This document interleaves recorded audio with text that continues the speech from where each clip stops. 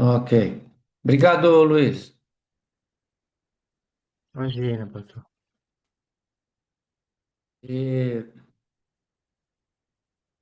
então, nós vemos algumas especulações sobre a vida de Cristo, mas isso tudo aí serve só para bate-papo, né? Nós não podemos afirmar.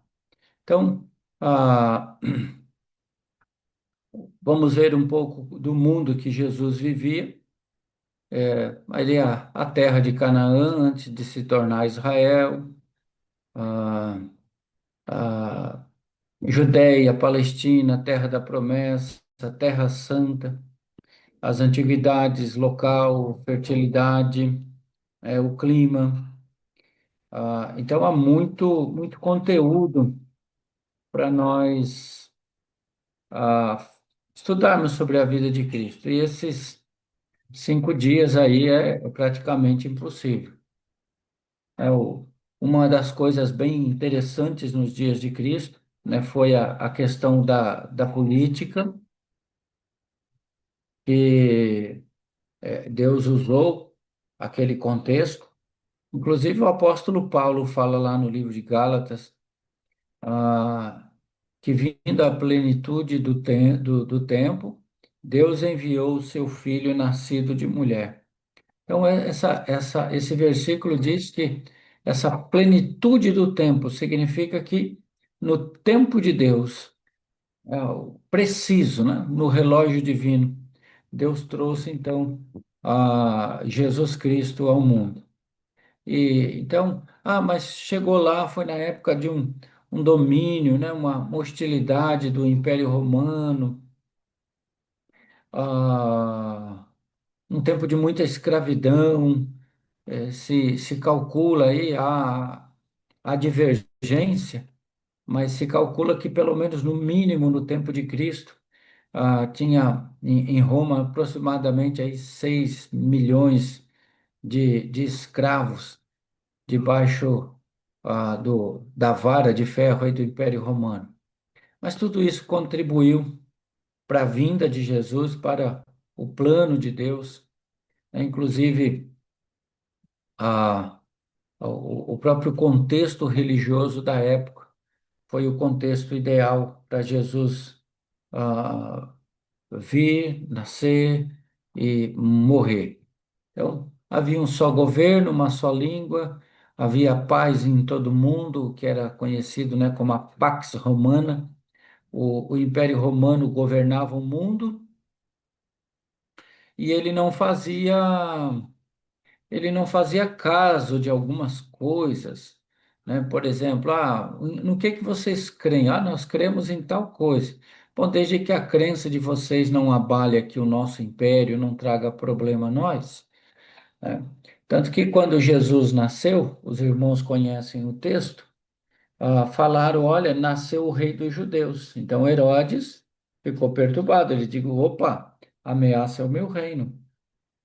Então, tudo que não ameaçava o governo de Roma, tudo era bem-vindo. Nova religião, crença, movimentos, cultura, tudo isso. E, só que também, né, nós sabemos também pela história, e vocês já devem ter visto aí em filmes também, um tempo de muito pecado, um tempo de muita imoralidade, e toda essa opressão levou então o povo a ansiar mais pela vinda do Messias. E é claro, né, os judeus, até nos dias de hoje, eles têm uma visão um tanto errônea, né, do Messias. O que que eles esperavam naqueles dias? Eles esperavam que o Messias ia se levantar, o Messias ia chegar, ele ia acabar com a escravidão, ele queria assumir o trono. Os judeus, né, não seriam mais escravos, não seriam mais oprimidos, eles queriam, ia ser a nação governante.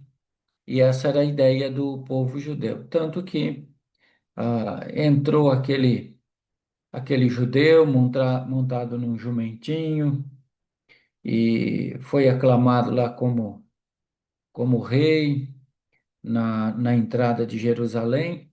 Só que não sabiam eles que aquela entrada ali de Jerusalém era uma entrada que estava levando Jesus para a última semana de vida, ia culminar com a sua prisão e a sua morte, morte de cruz. Então, ah, eles tinham, né? Olha, o Messias vai chegar, então é ele quem vai governar. Não vai haver mais guerra, ninguém vai mais nos expulsar da nossa terra. O homem vai ter longevidade e tudo mais, né? E ele, eles imaginavam assim. Só que nós vemos ao contrário. É a própria religião dominante daqueles dias foi os que lideraram a prisão e a morte de Jesus. Então, nunca mudou e não vai mudar. A religião, ela é, ela é perigosa, né? A religião, ela nunca foi algo saudável. A,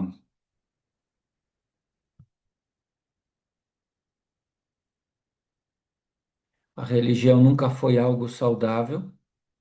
A religiosidade, ela também pode nos levar para longe de Deus e não para perto de Deus, né? Vamos cumprindo aí alguns ritos e achamos que isso daí é o que satisfaz o nosso Deus. Então, os religiosos daqueles dias é que de fato levaram Jesus à condenação. Então, aqui tem uma lista aqui, irmãos, de alguns textos, né, profecias. Se calcula que deve existir aí entre 250, 260 profecias de Cristo que já foram cumpridas, né? Já foram cumpridas. Ah, no calendário bíblico, né, próximo evento sobrenatural será a vinda de Cristo e o arrebatamento, ah, o arrebatamento da igreja, né? Então, temos aí essas quase 3 centenas de profecias. Então, o Messias era um rei, Isaías 49, ah,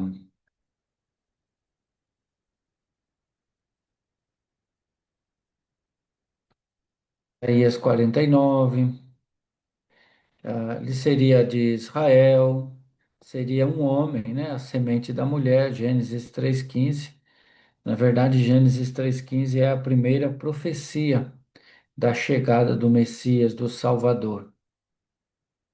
Ele seria de um israelita, e aqui é interessante, irmãos, não está aqui na nossa apostila, mas me veio em mente agora. Veja, a chegada do anticristo, ela vai ser semelhante àquilo que os judeus estavam esperando. Ele vai ser um homem, o anticristo, né? Ele não vai ser nenhum bicho, né? Não vai parecer com chifre, pé redondo, coisa parecida, vai ser um homem. E ele necessariamente ele vai ser um descendente de judeu, o anticristo. Então, ah, quando o anticristo se revelar, então muitos irão, né, como a Bíblia diz, adorá-lo, porque olha, esse aí é o verdadeiro Messias. Porque ele vai trazer também a paz mundial, Não vai ter guerra, não vai ter fome, cura as doenças e por aí afora. Seria da tribo de Judá, e, e é da tribo de Judá que vem o nome que nós conhecemos judeus, né? Antes disso, nós temos o povo hebreu, né? Os israelitas, eles vêm depois de Jacó, quando ele teve lá um encontro com Deus no Val de Jaboque, Deus mudou o nome dele, então porque o nome não vai ser mais Jacó, mas Israel. Então, israelitas de Israel, judeus que são da tribo de Judá. Nasceria da família de Davi, né? Os judeus, eles esperam, então, esse Messias, sendo da descendência de Davi. Nós vamos ver ainda aqui no nosso estudo que tanto Maria quanto José, eles têm essa descendência davídica. Nasceria em Belém, Miqueias 2, talvez profecia aí bem conhecida, né? E tu, Belém Efrata, enfim. O tempo quando o Messias viria foi anunciado por Daniel 9. O Messias seria um profeta.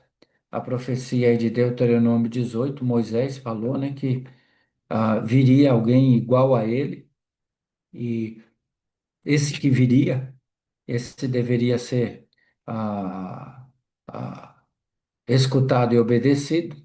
Seria um sacerdote, tanto que Jesus, ele como sacerdote, a Bíblia diz hoje que ele intercede por nós à direita.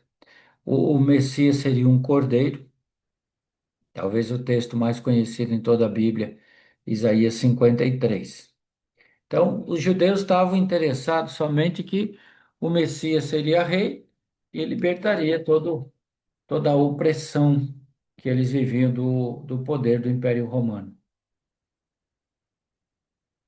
O trabalho de Deus em favor dos judeus, de mostrar ao mundo que é apenas um Deus. E aqui, irmãos, rapidinho também aqui, abrir um parêntese, ah, quando Deus escolheu Israel como o seu povo, povo do pacto, o povo da promessa, ah, Deus não escolheu Israel como no sentido, né, étnico, para dizer que todo judeu pertence a Deus. Não é isso. Deus escolheu como uma nação instrumental. Israel, ele tinha como compromisso com Deus fazer Deus conhecido. E eles não fizeram isso. Tanto que Israel perambulou aí pelo mundo aí em função dessa sua desobediência, até aí 1948, até ter uma terra sua, e continua lá debaixo de guerra. E nós cremos, esse é o nosso posicionamento teológico, nós cremos que após o arrebatamento da igreja, vai ser no período da grande tribulação que Deus vai tratar com Israel, vai levá-lo a crer que aquele servo sofredor de Isaías 53, que foi a cruz, né, como uma ovelha muda, não abriu a sua boca, ele de fato era o Messias prometido. Lá dentro do judaísmo, né, nós tínhamos, tem, né, existe ainda na narrativa bíblica, está ali, os fariseus, mais ou menos aí 6.000 pessoas durante o tempo de Cristo, era um partido popular, eram fanáticos em guardar a lei, e, na verdade, eles não só guardavam a lei, mas eles acrescentavam a lei. Não ensinavam só a Bíblia, eles tinham a tradição deles. Eles criam na vida futura, eles, ao contrário dos saduceus, que eles não criam na ressurreição, e foram contra Cristo. Por quê? A sua origem foi humana e sem instrução, e por causa dos seus companheiros. Então, a, a ideia, né, desses líderes era aquilo ali, né? Esse, esse Messias que vinha com todo o poder para libertar a nação de Israel e que os judeus, né? E não aconteceu. Os saduceus, eles eram aristocratas dos judeus, ah, geralmente um deles era o sumo sacerdote, negavam a autoridade da lei, a ressurreição, o julgamento, castigo futuro e recompensa. Mais ou menos era morreu, morreu, acabou, né? E esses dois grupos, por incrível que pareça, entre eles, eles tinham suas divergências, eles tinham seus desentendimentos, mas quando foi para condenar a Cristo, quando foi para acusar a Cristo, eles se uniram. Os essênios ah, tinham lá uma comunidade religiosa e uma vida voltada aí ao hedonismo, né, os prazeres da vida. Os escribas, o nome mesmo já diz, eles eram os copistas, né, e mestres das escrituras, também se juntando aí aos saduceus e os fariseus. Os zelotes, esse aqui é um grupo que fez muita diferença no período que nós chamamos de período interbíblico. Qual é o período interbíblico? O período interbíblico é aquele período quando terminou lá o Antigo Testamento com o profeta Malaquias até o nascimento de Jesus. Aquele período ali de 400 anos que eles chamam, né, de o silêncio de Deus. Então, os zelotes, eles lutaram bravamente nesse período. Nós temos, irmãos, os livros apócrifos, que fazem parte aí das versões bíblicas católicas romanas, e ali você, naqueles livros, você vai encontrar muita informação sobre esse período interbíblico. Os herodianos é uma seita religiosa, como dos saduceus e também como dos fariseus, mas era um partido político, apoiando a dinastia de Herodes, que reedificara o templo. Nós sabemos que o templo de Herodes, ele foi o templo que foi reconstruído pós-exílio, lá no tempo de Esdras, Neemias, Ageu. Esse templo foi o templo que Herodes ah, restaurou e ampliou. E foi esse templo que foi também destruído durante a invasão do Império Romano, 70 anos depois de Cristo. Eles favoreciam o Império Judaico independente, governado por Herodes, sob o governo romano.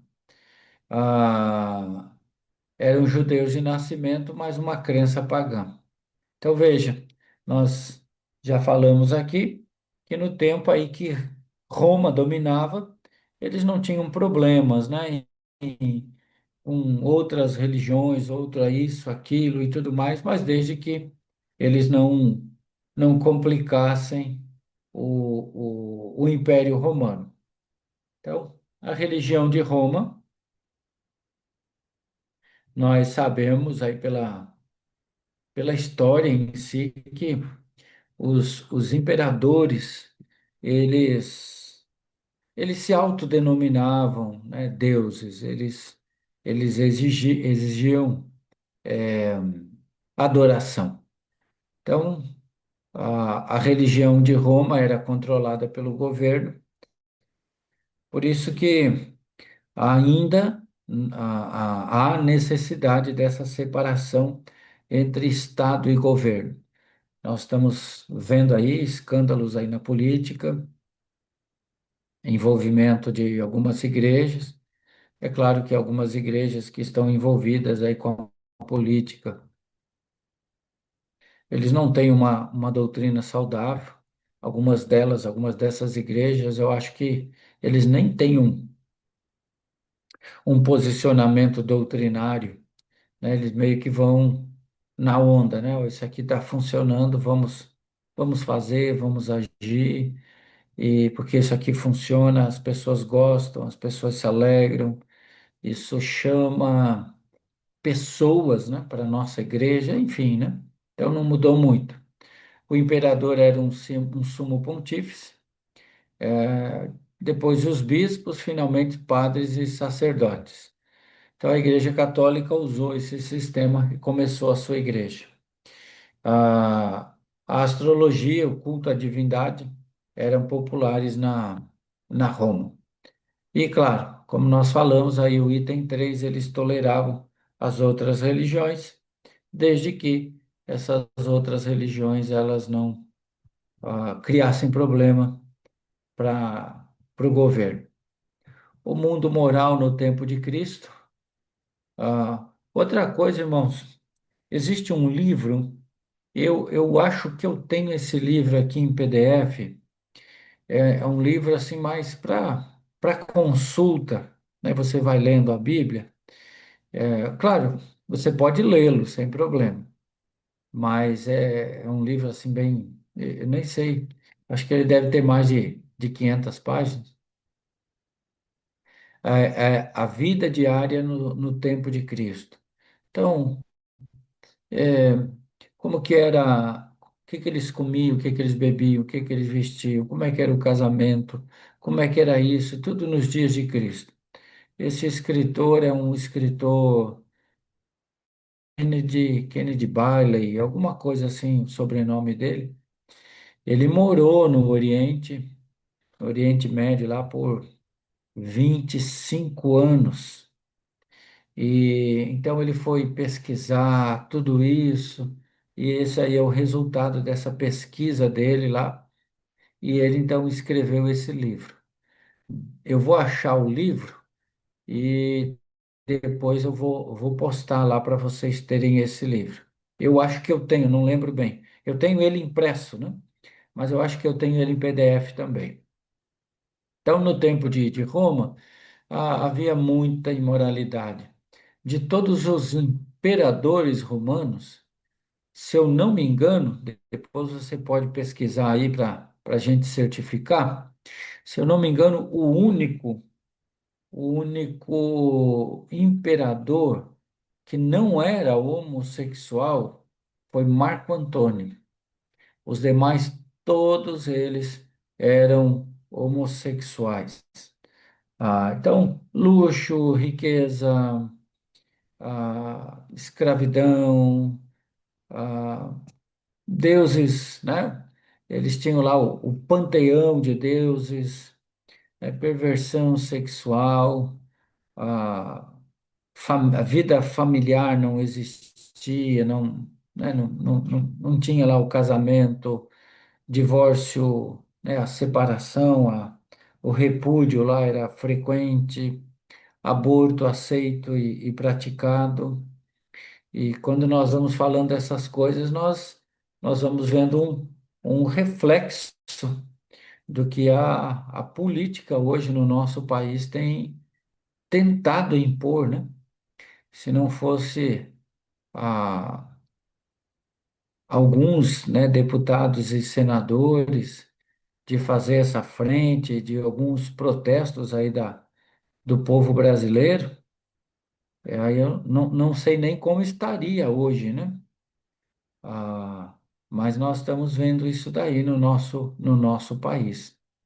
Por incrível que pareça, irmãos, o divórcio, e no Brasil hoje, cada 10 casamentos, no mínimo 5 estão terminando em divórcio. E nós estamos falando de pessoas que se declaram cristãos, né, crentes.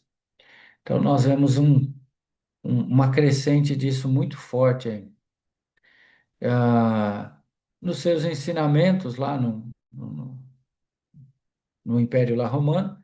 Pecado não era uma rebelião contra Deus, mas apenas a expressão de uma pessoa ignorante, né? Como que Deus olha para todo o pecado e aí ele separa crente e incrédulo, e ele diz, não, isso aqui é desconsiderável.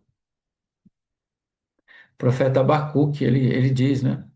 Ele se queixa para Deus e ele diz, olha, Deus, o povo está aí, não quer mais saber da palavra, da lei e adoração. E os teus olhos são santos e não pode contemplar o mal, diz Abacuque. E aí, essa, essa fala também, né, irmãos, é falada nesses dias. Não, mas olha, Deus compreende. Eu não sei se Deus compreende, não, né? Como eles dizem. Deus é misericordioso, isso é um fato, né? Então, nós temos aí algumas fontes que falam sobre Cristo, e mais. Hum, não podemos considerar. O livro pagão fala pouco sobre Jesus e de pouco valor. Nós temos aí o livro dos judeus, esse Flávio Joséfos, ele aí é mais ou menos lá do ano 60, 70 depois de Cristo. É, e ele tem algumas informações lá, né? Aí tem aí alguns evangelhos não canônicos, não considerados, né? Então veja, tem evangelho para tudo aí, irmãos. Tem Hebreus, Apóstolos, 12, Tomé, Pedro, Matias, Marcion, Pilatos, né, o Ágrafa, ensinamentos e palavras atribuídas a Cristo, e as epístolas de Paulo, aí nós temos, né? Foram escritas antes dos quatro evangelhos e ensinam muito sobre a vida de Cristo. Então, os evangelhos não foram os primeiros livros a serem escritos. Então, nós temos aí o livro de Coríntios, ah, fala sobre a morte, a ressurreição de Cristo, o livro de Romanos, Filipenses, falando sobre a sua humildade, lá no capítulo 2. Segundo Coríntios 8, vai dizer que ele se fez pobre, para enriquecer a muitos. E aí nós temos os quatro evangelhos. Ah, e lá no finalzinho da nossa apostila, nós temos aí um apêndice que fala um pouco aí dos quatro evangelhos. E aí relembro vocês sobre o livro A Harmonia dos Evangelhos. É muito interessante esse livro, né? É um livro para pesquisa. Então, por exemplo, você vai dar uma aula lá de escola bíblica dominical. Essa harmonia dos evangelhos é como se ele pegasse ali os quatro livros, né? Nós temos os sinóticos, Mateus, Marcos e Lucas, e depois temos João, e é como se ele entrelaçasse aqueles livros todos ali cronologicamente. Então, para você aí preparar uma aula de escola bíblica, então é muito interessante. Ah,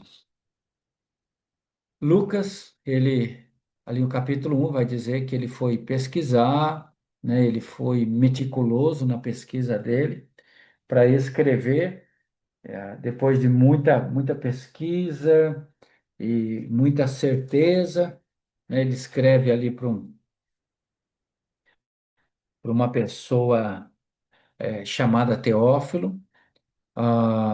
Então, Lucas tirou seu relatório do alto e escrito para que tivéssemos a certeza. Então, uma característica de Lucas é que ele detalha muitos os milagres, até porque ele era médico, então era de interesse dele, os milagres que ele foi pesquisar.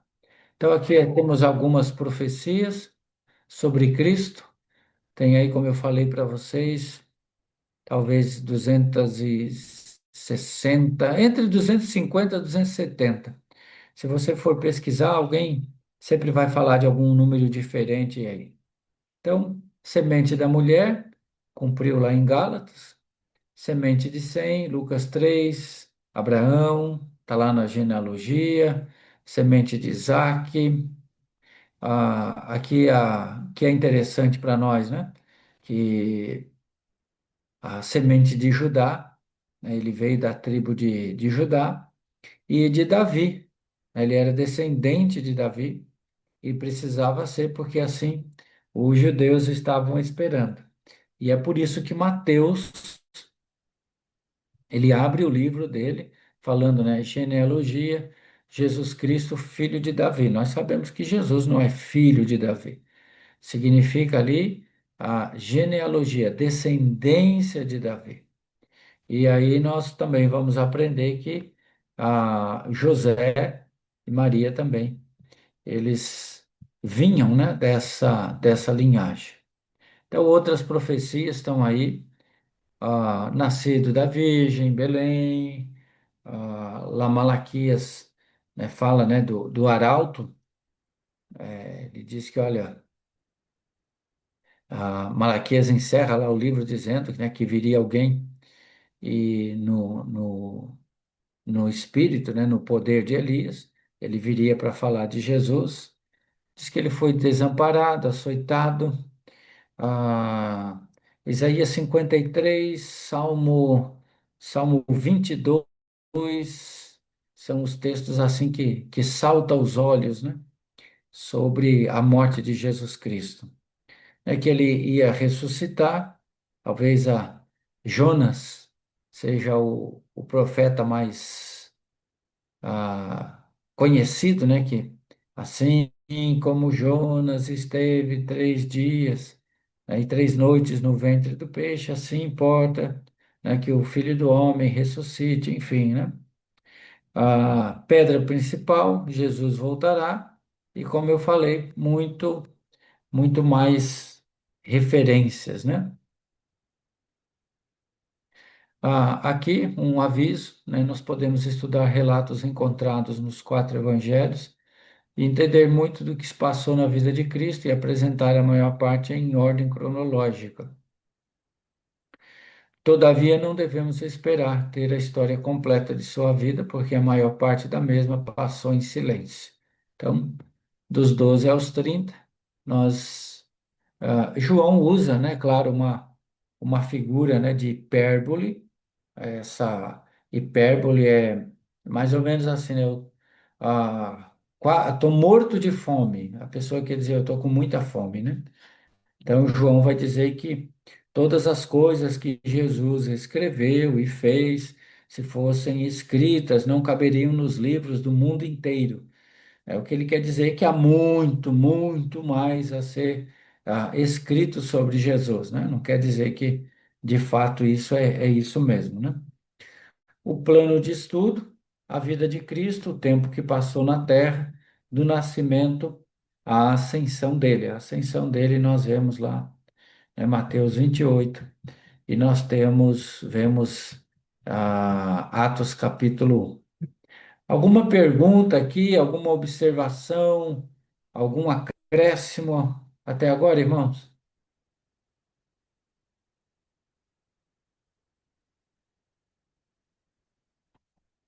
Não? O silêncio diz que não?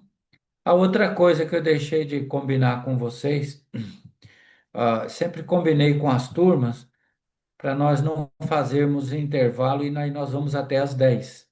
Tudo bem para todos? Tudo bem, pastor. Tudo bem. Ok, tá. O período de infância. Então, nós temos algumas coisas de Jesus aí sobre a infância. Então, temos 2 genealogias, Mateus e Lucas, são os dois que falam aí da genealogia. Mateus 1:17, e Lucas 2:23 a 28. Ah, Alguém quer ler esses dois textos aí? Um lê Mateus 1:17, e outro lê Lucas 2:23 a 38.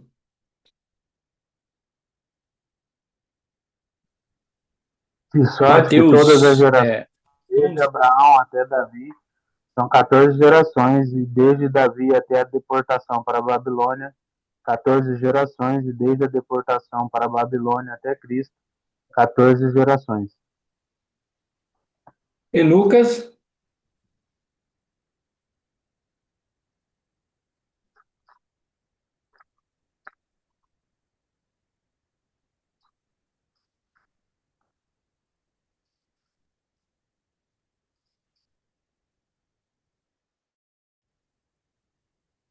Segundo o que está 2, né? Lucas 2. 2:23 a 38.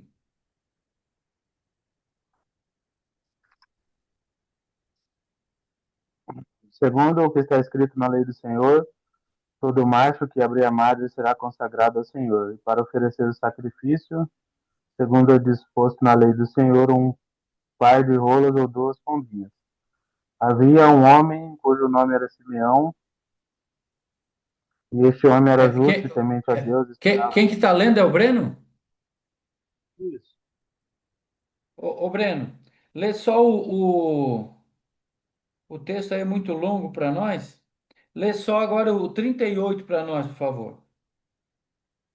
E sobrevindo na mesma hora, ela dava graças a Deus e falava dele e todos que esperavam a redenção em Jerusalém.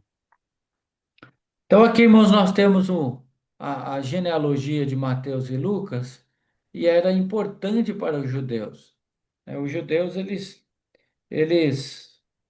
estudavam desde de criança e oralmente, e o passando as gerações, dizendo: olha, o Messias vai vir. E esse Messias aí é da tribo de Judá, é da linhagem do rei Davi, é ele quem vai assumir o trono de Davi. Então, esses dois textos aqui mostram, né, que Jesus chegou e eles, então, ali debaixo da lei, eles foram ao templo, ofereceram o sacrifício conforme a lei, e todas essas coisas. Importantes para quando Jesus se revelasse como Messias, né? Ele viveu cumprindo a lei. Então, o direito legal ao trono de Davi precisava ser provado em primeiro lugar, para que não houvesse a menor dúvida quanto à aclamação de ser o rei prometido. Então, como o prometido rei de Israel, ele é o filho de Davi, né? Ele é o descendente de Davi, como filho de Abraão, e através de que as promessas das bênçãos aos gentios deveriam ser cumpridas. Então, Jesus ele não veio somente para salvar um povo específico, né, o povo judeu, mas desde lá de Abraão, Gênesis capítulo 12, Deus já havia dito, né, em ti serão benditas todas as nações, todas as etnias da terra, seja judeus ou gentios. Então, a diferença das genealogias. Mateus mostra que José, que supunham ser o pai de Jesus e que não era, é descendente de Davi pela linhagem de Salomão. E Lucas prova que Maria é de Davi pela casa de Natã. Então, precisava ser assim em função do próprio testemunho de Jesus. Anunciação do nascimento de João Batista, Lucas 1, 5, 25, Jerusalém no templo. Deus não havia enviado nenhuma comunicação ao seu povo Israel durante 400 anos, né? Falamos agora há pouco aí sobre o silêncio de Deus. E João Batista ele veio como esse arauto. O que que era o arauto? A comitiva do rei estava chegando e aquele arauto vinha na frente dizendo assim: olha, se preparem que o rei está chegando. Então, eles preparavam a cidade e aquela coisa toda. Você já deve ter visto aí algum filme. Então, João Batista ele veio como esse arauto, né, que veio preparar o povo para receber o Messias. Inclusive, João, o batismo de João era um preparo para as pessoas receberem o Messias. E é interessante, né? O batismo de João, ele não anulou a necessidade de mais tarde os discípulos de João, lá em Atos capítulo 19, de eles entenderem, né, a salvação através de Jesus Cristo. Então, João, ele só preparou o povo para a chegada de Jesus Cristo. Então, aí em Lucas, capítulo 1, verso 5 a 12, nós temos aí uma descrição desse preparo, né? Ah, anunciados o nascimento do ministério de João Batista, isso tudo nós vemos aí no capítulo 1, e tudo isso para se cumprir a profecia lá de Malaquias, que profetizou a chegada de João Batista. Depois nós vemos em Lucas a anunciação do nascimento de Jesus Cristo. Ah, né, vemos ali o anjo, né, o anjo Gabriel para Maria. A Maria era desposada já com José, isso significa que eles tinham já um contrato nupcial. Civilmente, eles já eram casados. Eles só não tinham coabitado intimamente, mas já tinham um casamento. Tá? E aqui nós encontramos, então, o relato da anunciação do nascimento e o nascimento de Jesus Cristo. Ah, não encontramos uma observação aqui, irmãos, interessante aqui do verso 28 ao verso 56, que nós não vemos aqui nenhum ensinamento que Maria é corredentora, né? Ela é aquela história, né? Que se pedir para o filho, tu ganha uma coca e um x-salada. Se tu pedir para a mãe, tu ganha um banquete, né? Não, não tem nada a ver com as escrituras. E aí, nesse texto, você vai aprender, principalmente aí para nós falarmos às pessoas, diz, não, olha, não é assim não, olha. O texto diz aqui que a própria Maria falou, né? Minha alma engrandece ao Senhor, o meu espírito se alegra em Deus, meu Salvador. Então, o anjo falou sobre o Cristo, né? O anjo aqui, verso 37, falou sobre Deus. E aqui nós encontramos, né, dois nomes aqui, né? Jesus, o Salvador, que o Emanuel, o Deus conosco. Jesus, ele teve alguns nomes também, né? Porque o anjo apareceu a José? Isso aqui é interessante, irmãos. Por que que o anjo apareceu a José? E ele tem duas coisas interessantes na realidade, né? O anjo aparece primeiro a Maria, e depois que o anjo falou com José, é, foi José que assumiu a cena. Você viu que agora o anjo não fala mais com Maria, foi só com José. Depois que ele falou com José, depois ele disse: Olha, foge, né, com a mãe porque o Herodes queria matar, volta para casa, faz assim, coloca o nome nele de Jesus. Ah, e aqui uma outra observação, acho que para nós, né, nós não temos dúvida disso.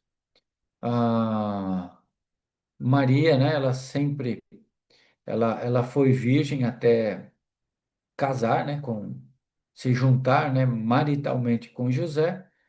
E depois ela teve filhos e filhas, né? Mateus 13:55 diz que ali fala sobre os irmãos de Jesus. Então, Maria ela não continuou virgem depois do nascimento de Jesus Cristo. O nascimento de João Batista, Lucas, aí nós vemos aí o nascimento, a pregação, ah, o menino. E aqui uma observação, né? Durante esse tempo, muitos profetas de Deus viviam separados do mundo no deserto, e lá o povo ia ouvir para ouvir a palavra de Deus, para ser ensinado por Deus, porque muitos pensavam que o templo havia perdido seu valor. E, claro, o problema não era o templo, o problema era a condição espiritual dos sacerdotes naqueles dias, que nós vemos ali através dos os grupos religiosos dominantes daqueles dias, né? Então, o nascimento de Jesus, o nascimento dele foi em Belém, para cumprir a profecia, nós vimos lá em Miqueias. Aí nós vemos aqui um, um decreto, um decreto do alistamento. Então, José ele viaja com Maria, é como se fosse um recenseamento, né? Eles foram para lá. E depois nós vemos aqui o nascimento, o lugar, cumprindo a profecia lá do profeta Miqueias. Aí nós vemos aqui a intervenção divina, né, o aviso aos pastores, né, Herodes, ele diz que, olha, vocês vão lá, encontrem o menino e depois vocês vêm aqui, né, encontrem lá o rei dos judeus e vocês me avisem, porque eu também quero adorá-lo. Mas o propósito de Herodes era matar. Então, a circuncisão, né, 2:21 ao oitavo dia, e existe aqui uma explicação fisiológica, né, o porquê dos 8 dias. Porque no oitavo dia a circuncisão, porque era um período, ah, fisiologicamente falando,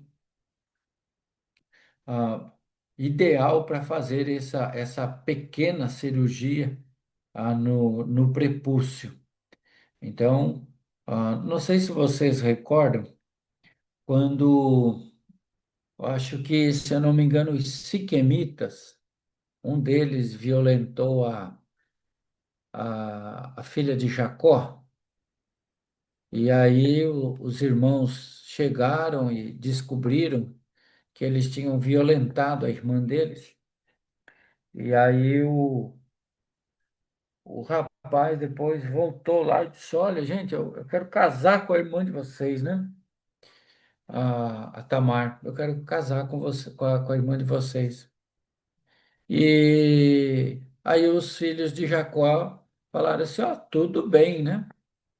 Mas vocês têm que fazer parte do nosso povo, então vocês precisam passar pela circuncisão. O pessoal fez e deu febre, eles ficaram lá convalescidos.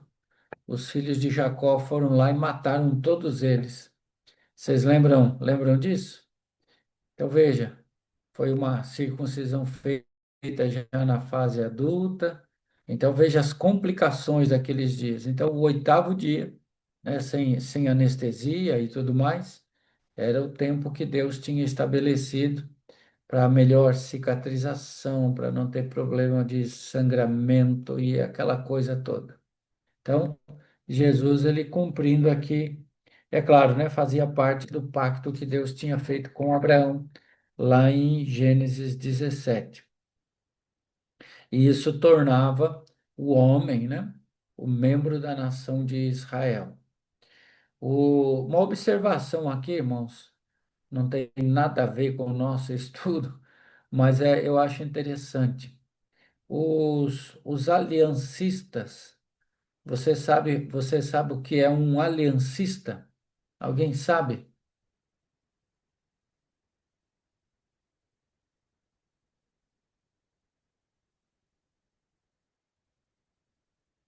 Por Não, exemplo, pastor. né, o aliancista, a maioria deles, eles são presbiterianos.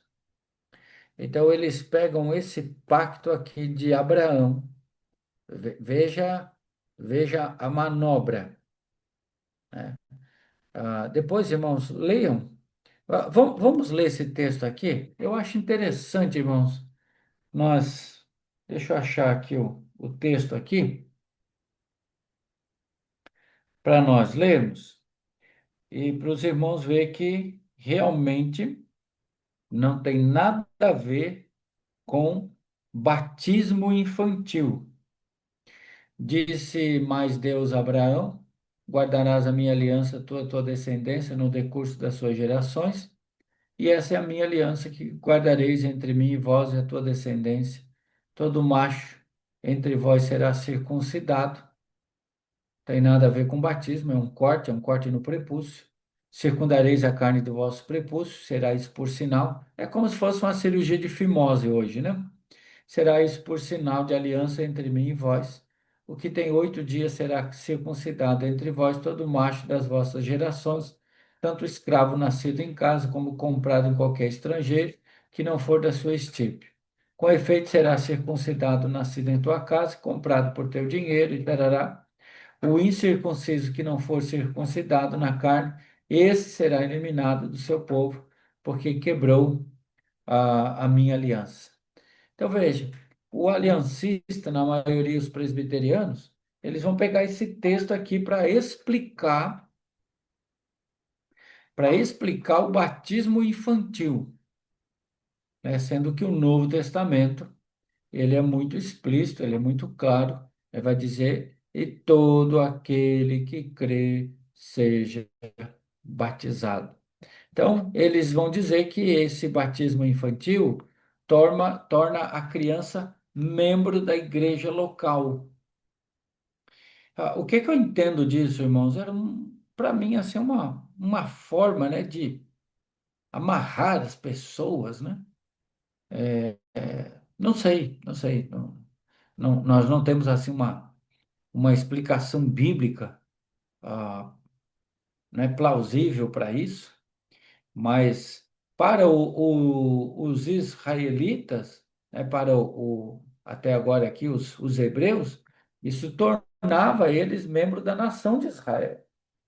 Então, o batismo infantil não torna uma criança membro do corpo de Cristo, e do corpo de Cristo invisível, ou seja, agora você pertence a Cristo.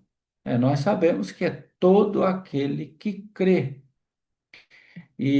Mas enfim, é só aqui uma observação a respeito disso.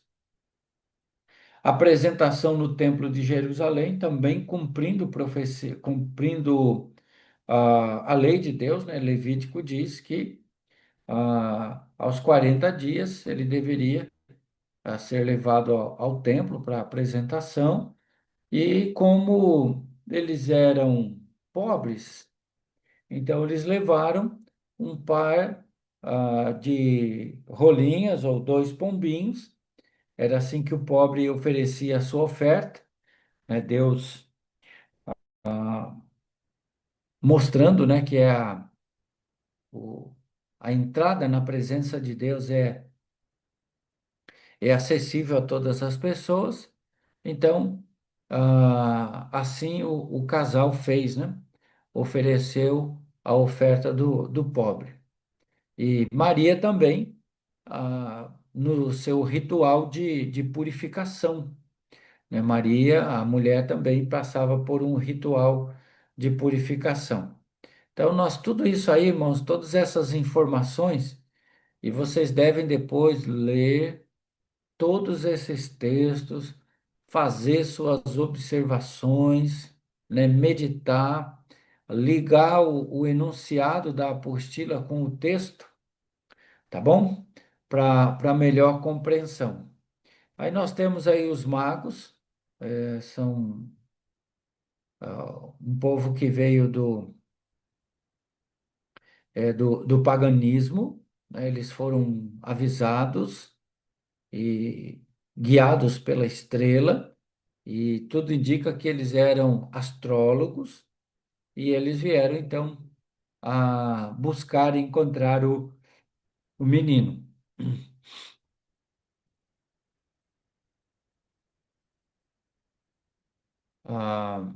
uma observação aqui, ah, porque o texto sagrado diz que eles ofereceram ouro, mirra e incenso. As pessoas chamam, né, os três reis, né, os três magos. Ah, ah, provavelmente esse pessoal que visitou, eles fizeram uma caminhada, irmãos, aí de aproximadamente uns 3.000 quilômetros, para chegar até Belém. E eles vieram numa grande comitiva. E eram pessoas de posse, para oferecer o que eles ofereceram ali. E, e Mateus, ele descreve ali esses três presentes, porque tinha um significado com relação à pessoa de Jesus Cristo, né? O ouro, sua divindade, o incenso, a pureza, ou até mesmo o seu sacerdócio, né? E a mirra fala de sofrimento, falando do seu sepultamento, da sua morte, né? Então, eram mais do que três que faziam parte dessa grande comitiva. A associação é que ouro, mirra e incenso. Então, um trouxe ouro, outro incenso, outra mirra. Não, não é isso que o texto ensina. Então, eram sábios, né? Estudaram e acreditaram nas Escrituras, buscavam ao Senhor, louvaram ao Senhor. E é interessante, né? Que eles eles vêm de longe para procurar a Jesus, ah, e os estudiosos da lei, eles falaram, olha, está escrito aí em Miqueias, né, que ele vai nascer em Belém.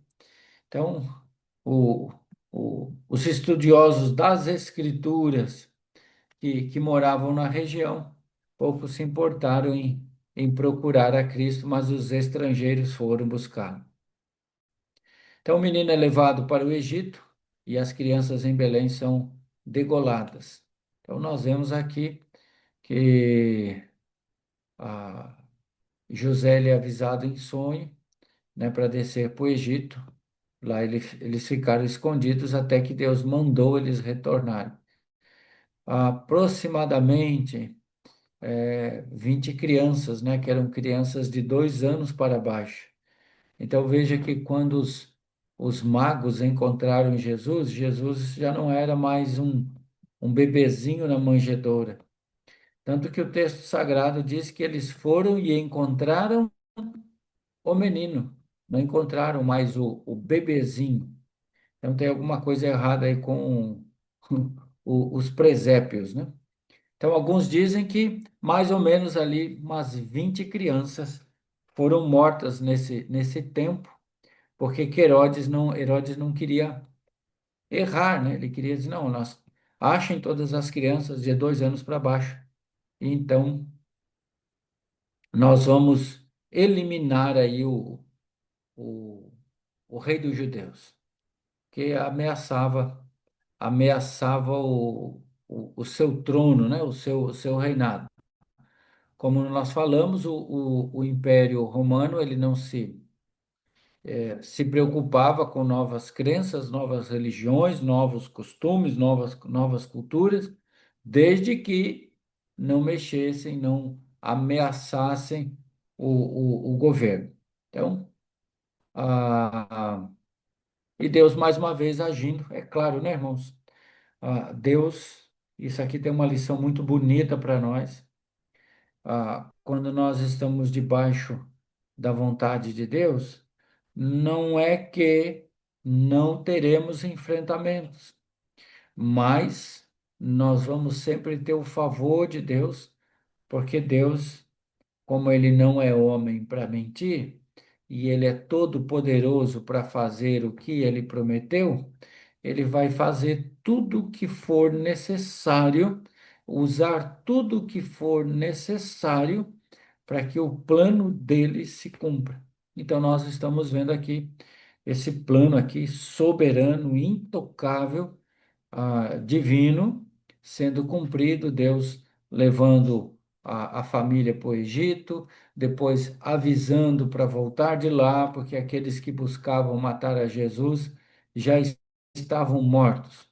E então a criança é trazida para Nazaré também para se cumprir as escrituras, né? Que o nome dele seria Nazareno.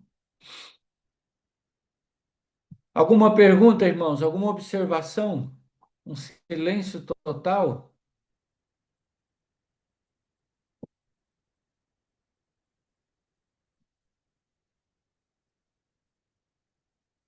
Alguma No momento, pergunta? Tá tudo certo e nada resolvido, então?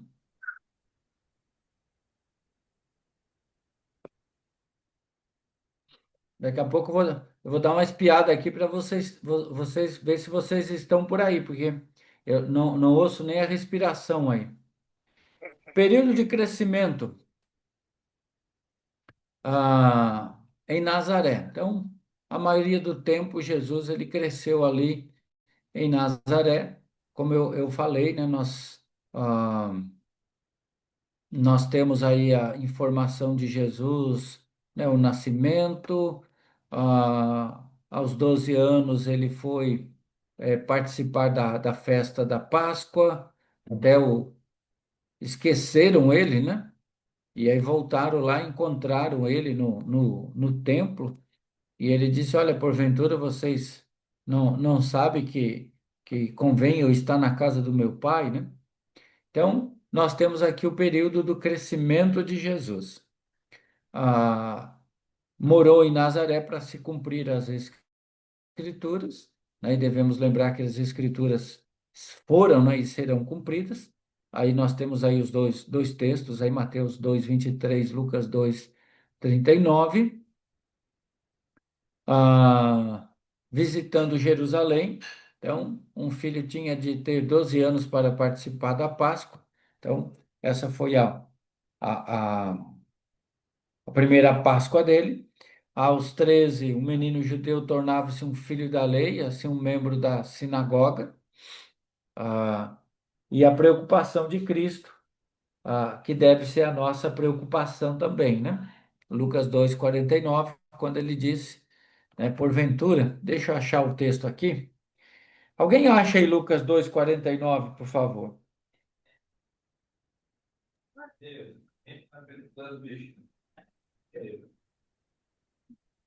e ele lhe disse: Por que é que me procuráveis?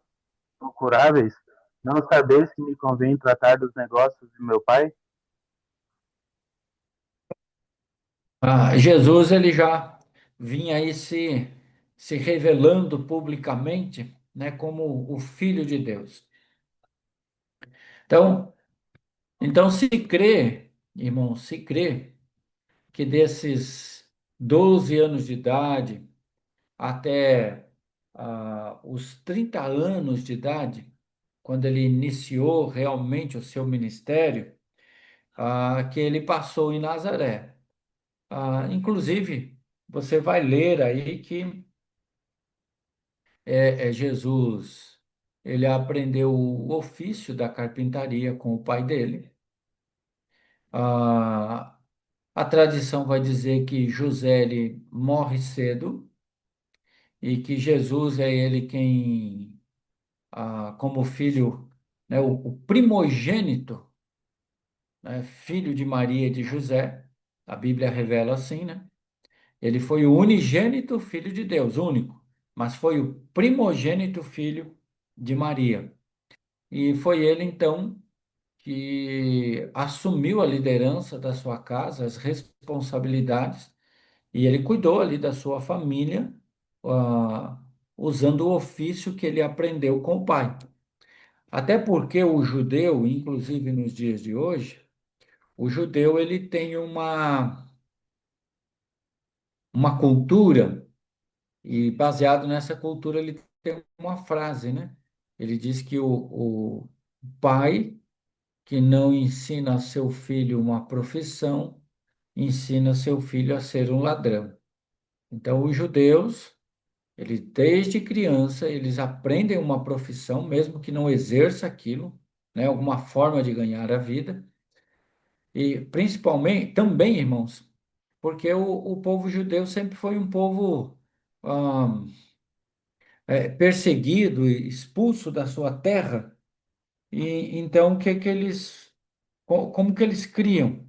Eles dizem, olha, se nós temos uma profissão, independente para onde nós fugirmos ou sermos levados, nós vamos chegar lá e nós vamos ter um trabalho, né? Nós vamos ter trabalho para nos sustentar e sustentar a nossa família. Então, cresce que nesses 18 anos aí, desse tempo aí obscuro, Jesus, ele,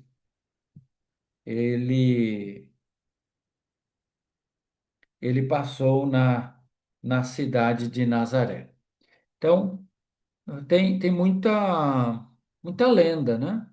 Diz que Jesus, quando era pequeno, ele fez lá um passarinho de barro, e aí assoprou lá no passarinho, o passarinho saiu voando, umas coisas assim, mas não tem nada disso. Então, como foi possível a Cristo crescer espiritualmente se ele é Deus? Bom, aqui, irmãos, essa é a principal doutrina do cristianismo, a divindade de Cristo e a humanidade de Cristo. Então, quando que é uma e quando que é outra? Sempre são as duas. Por exemplo, quem morreu na cruz foi Jesus homem ou Jesus Deus? O que que vocês acham? Quem que morreu lá na cruz? Foi Jesus homem ou Jesus Deus?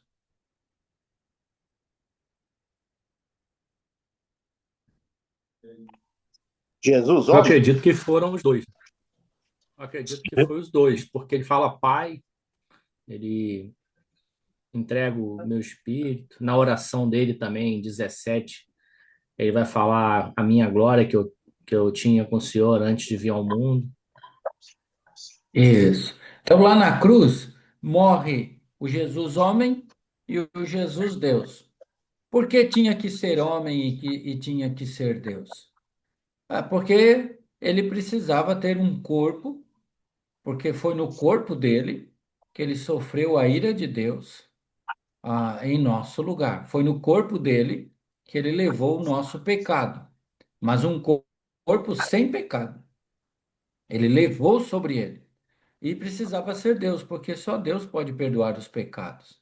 Então, ele precisava ser divino para poder se oferecer como oferta pelo nosso pecado. Então, quando nós falamos da doutrina de Cristo, irmãos, nós estamos falando aí da doutrina básica, central e importante, porque tirou a divindade de Cristo, tirou a humanidade de Cristo, ou ora Jesus é homem, ora Jesus é Deus, nós vamos ter problema para ensinar salvação às pessoas, né? Então, nós não temos muitas coisas escritas, né? Mas Jesus, ele cresceu normalmente como homem e nunca deixou de ser o próprio Deus. Então, ele tornou-se um homem e escolheu experimentar o mesmo crescimento humano. Então, Lucas vai nos dizer que Jesus, ele crescia em graça e em estatura. Então, veja esse texto aqui de Romanos 15:3. Porque também Cristo não se agradou a si mesmo, antes, como está escrito, as injúrias do que te e ultrajavam caíram sobre mim.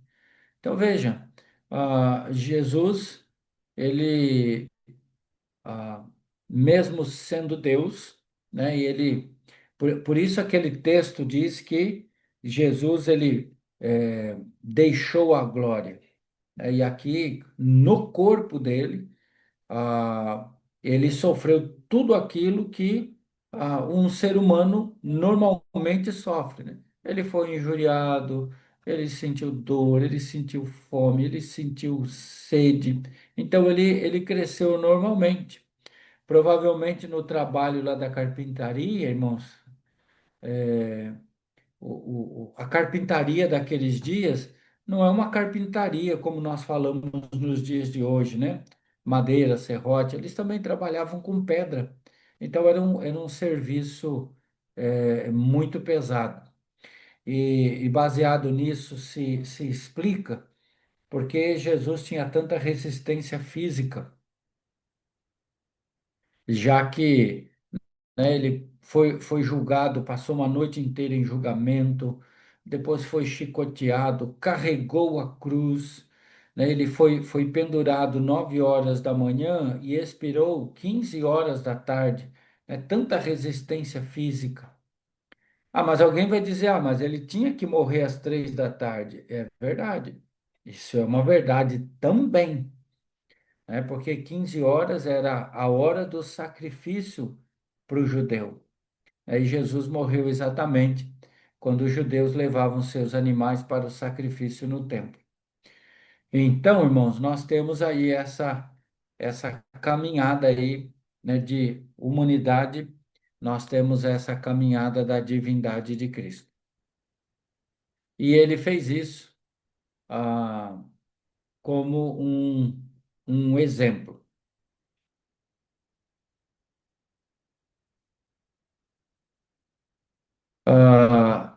O período de preparação ah, foi o ministério de João Batista, né? Então, o nascimento de João Batista, ele já tinha sido profetizado lá em Malaquias. Ah, deixa eu ler aqui a profecia aqui de Malaquias.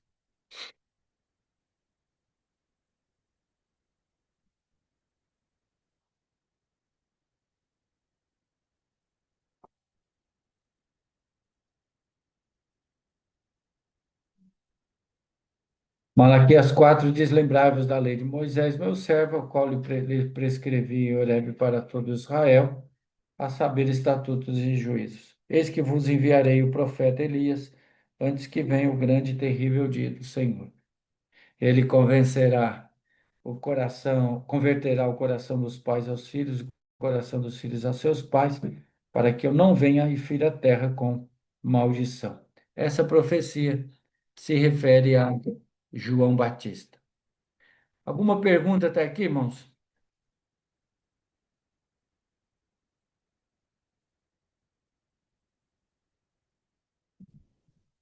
Tudo bem, pastor, Alguma tudo tranquilo. observação?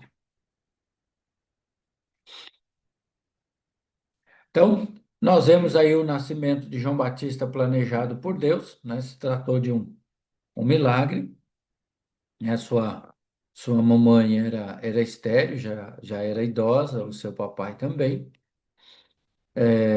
João era enviado por Deus. Nós vemos lá em João capítulo 1, verso 6. O ministério dele foi profetizado e isso aqui é bonito, né? Que no ventre materno, Lucas capítulo 1, 39, 41, ele reconheceu a Jesus e o que estava acontecendo. Então, João Batista e Jesus, eles eram contemporâneos, 6 meses mais velho do que Jesus. Então, e quando a Bíblia diz que ele vinha no espírito de Elias, está falando na virtude de Elias. As mesmas características de Elias. Então, ambos eram grandes diante do Senhor, viveram vidas separadas, né? João Batista se retirou também para o deserto, eram cheios de ousadia. João contra os fariseus, lembra da pregação de João? Ele está lá no Rio Jordão batizando e ele diz lá para o pessoal: olha, quem falou para vocês que vocês vão fugir da ira divina? Vocês estão pensando que porque vocês são religiosos, cheio de pompa e que estão dizendo que guarda a lei e tudo mais, vocês acham que vocês não vão ser alcançados pela ira de Deus? E ele vai dizer: olha, produzir frutos dignos de arrependimento. O que que ele diz? Quando tem arrependimento verdadeiro, quando há realmente conversão a Deus, há sim evidência desse arrependimento através de bons frutos. O anjo fala que ambos tinham, né, o poder do Espírito Santo em seus ministérios. Essa aqui, ó, nós estamos vendo aqui uma relação, né, de João Batista com Elias. Uma observação aqui, irmãos, isso aqui é interessante. O Espiritismo, talvez você já teve até alguma experiência aí de conversar com alguém, né, dizer assim, olha, mas tem Espiritismo na Bíblia. Ah, tem, é. Falou, sim.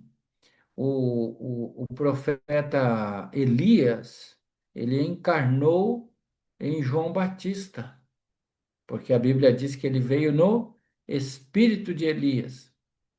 Só tem um problema nessa afirmação, né? Elias não morreu, então Elias não pode reencarnar. Então nós temos que mostrar aí, se você tiver alguma demanda dessa, dizer, opa, peraí que o Elias não morreu, ele foi arrebatado. Então ele não pode reencarnar. Nós vemos ali o lugar, também nós temos uma semelhança do lugar, né, no deserto da Judéia, perto do Jordão. Elias também sempre se retirava para o deserto. E nós vemos ali a mensagem e o mensageiro, né? A mensagem de Jesus era uma mensagem semelhante à mensagem de João Batista, que veio, né, como o pregador, né, como o arauto de Deus, né? Preparai o caminho do Senhor, arrependei-vos, porque é chegado o reino dos céus. Essa foi a primeira mensagem de Jesus também em Mateus 4:16. Jesus também disse: olha, arrependei-vos e convertei-vos, porque é chegado o reino de Deus. Ah, João Batista, claro, ele serve aqui, né? Ele tem essa, esse exemplo para nós, né? Uma pregação poderosa, uma pregação fiel ao que Deus mandou ele pregar, e a letra C aqui diz, claro, ele teve, ele teve aqui os seus resultados. Nós vemos aqui também o batismo de João. Alguma pergunta até aqui, irmãos?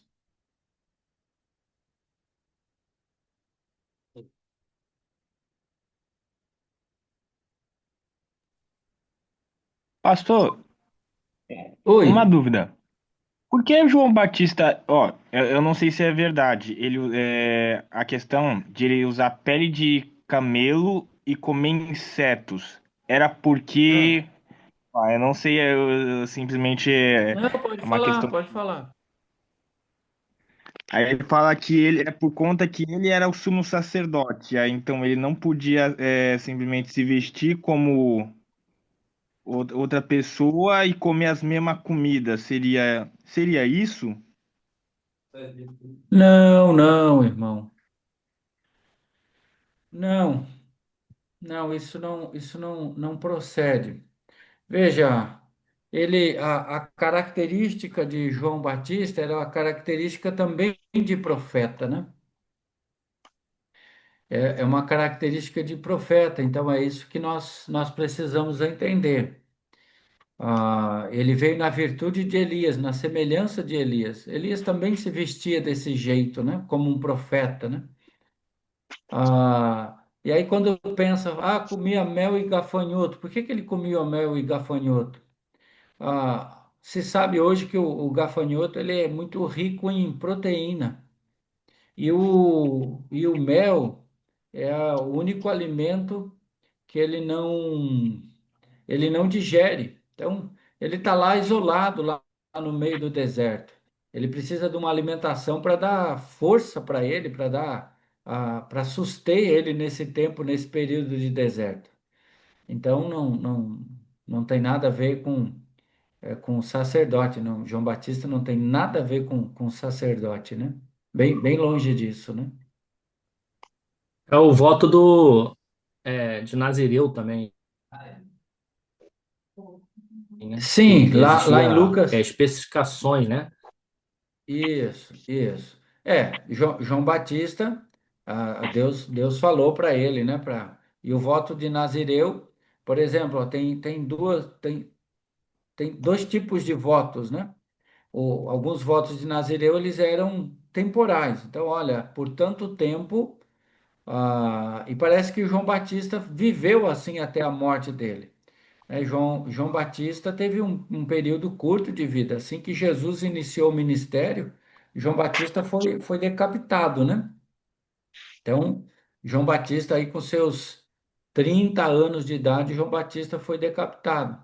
Por exemplo, o voto de Nazireu de Sansão, ou de Sansão, o anjo do Senhor falou para Manoá: olha, ele vai ser Nazireu desde o ventre até a sua morte. E claro, João Batista ele tinha esse voto, né? Claro que ele poderia comer outras coisas, mas essa questão aí do gafanhoto, mel, era um alimento que ia suster ele num período que ele estava lá no deserto, né? Irmãos, nós vamos ficar por aqui hoje. Alguém tem mais alguma pergunta? Por mim O tá tudo André bem. Luiz, assim que acabar aqui a aula, eu vou mandar a apostila no teu zap, tá, André?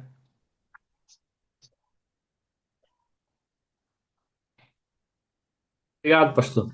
Obrigado. Tá. Mais alguma coisa?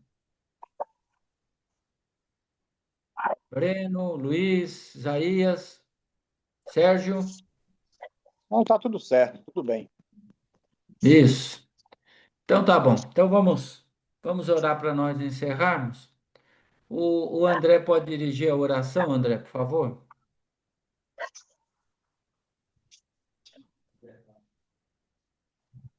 Oremos então, irmãos. Pai bendito, Deus amado, na tua presença, Senhor, diante da tua presença, nós queremos te agradecer por esse momento que passamos aqui, Senhor, meditando na tua palavra, lembrando, Senhor, de todas as coisas. Nós agradecemos a vida do pastor, do professor que tem se dedicado a essa tarefa, para que nós possamos crescer também nesse conhecimento, para que possamos ajudar, Senhor, na tua obra também. Rogamos que o Senhor continue abençoando nossas vidas, guardando, Senhor, a nossa vida, Bem. transformando cada dia mais o nosso caráter, ó Deus, conforme o teu querer na pessoa de Cristo, diante da presença do teu Santo Espírito, para que possamos cada vez mais, Senhor, fazer a tua vontade, que é boa, perfeita e agradável. Assim nós oramos agradecidos no nome santo do Senhor Jesus. Amém. Bem. Amém. Amém. Irmãos, Amém, pastor. obrigado pela companhia aí da noite. Deus continue abençoando. Irmão, só Amém. avisar, na quinta-feira nós não vamos ter aula, tá? E aí na semana que vem eu vou repor a aula da quinta na terça-feira. Combinado? Tudo Anotem bem. Sim, aí pastor. Ok, na porta da geladeira para não esquecer, ok. tá bom? Então, bom descanso para todos, Deus abençoe. Amém. Boa noite, irmãos.